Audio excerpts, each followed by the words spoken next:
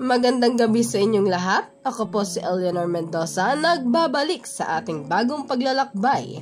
Samahan niyo ako sa paglibot ngayong gabi sa minamahal kong New Era University.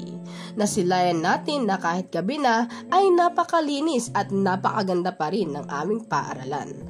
Naglakad ako mula sa hallway ng main building papuntang IS building upang pumunta sa aming silid-aralan.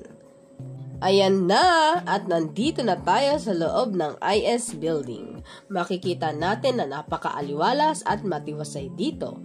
Kaya kahit inabot na ng gabi ang aming klase, ay patuloy at patuloy pa din ang pag-aaral upang makamit ang mga pangarap sa buhay. Paakyat na tayo sa second floor ng IS building upang pumunta ng banyo. Syempre, siguraduhin bagong pumasok ay mag-ayos muna at syempre dapat mag-wear ng face mask para laging protektado ang ating sarili.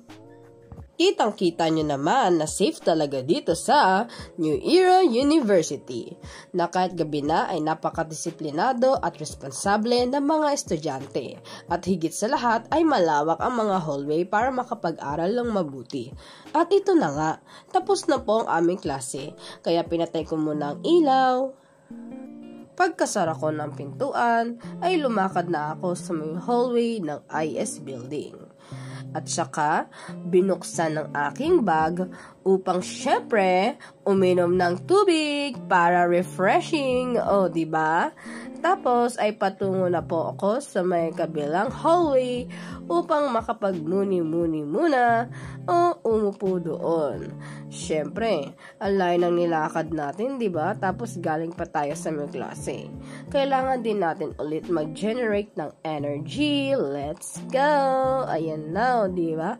Kitang-kita naman natin na napakaliwanag dito sa may New Era University. Pagkatapos ko umupo, ay lumakad na ako. Andito pa rin po tayo sa may 4th floor ng College of Education, sa may IS building. Pababa na po ako dito sa may 3rd floor.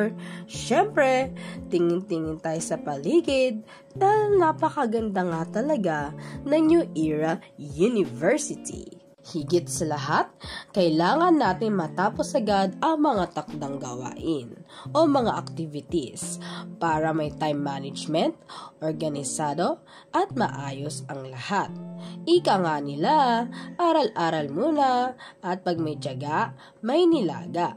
O diba? Ayan na, pababa na ako ng hagdan upang lumabas na sa may IS building. Ayan na, kitang-kita nyo naman na napakaliwanag at ito na ako at naglalakad.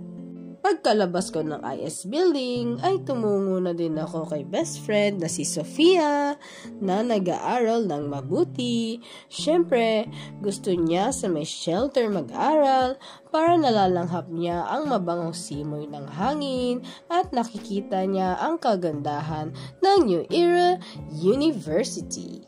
Helping one another, yan ang norms dito sa may NEU.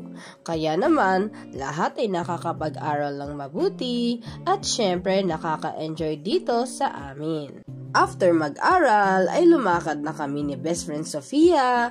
Kitang-kita natin na porsigido at masaya siya dito. Kahit na gabi na po at uwian na ng mga estudyante, ay bukas palad ang mga magigiting na guard upang bantayan ang aming eskwelahan at asikasuhin at tulungan ka dito sa may New Era University. Pagliko po namin ay tumawid na po kami sa may pedestrian lane at naglakad sa may pathway, tsaka nagkwentuhan. Syempre diba, bonding with memories kay bestie. Kaya naman masasabi kong mababait at masayahin ang mga tao dito sa NEU. At isa pa ay napaka-safe po talaga dito kahit na gabi na. Konting lakad pa at madadaanan na natin ang guardhouse sa may left side. At syempre, bago lumabas ng NEU, dapat lamang na magtapo ng ID. O diba? Secure ka talaga. Kaya ano pa't inaantay nyo? Mag-enroll na po dito sa may New Era University. Salamat po sa panonood at mag-ingat po tayo palagi.